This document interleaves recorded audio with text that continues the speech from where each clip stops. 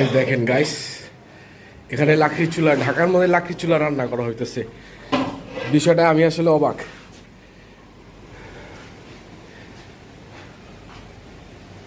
একটু এটা একটু উঠান, একটু দেখাই এটা কি রান্না করা হইতেছে। ডাইল।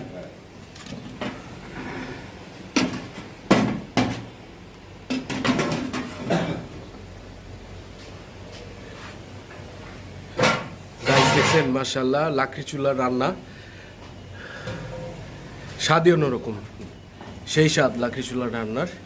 এটা হচ্ছে ওনাদের কিচেন রুম।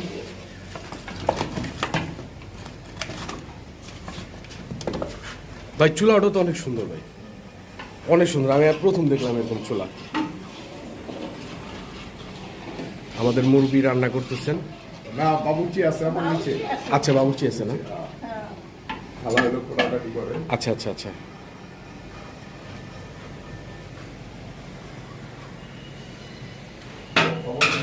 পরিষ্কার সুন্দরভাবে রাখছি। হ্যাঁ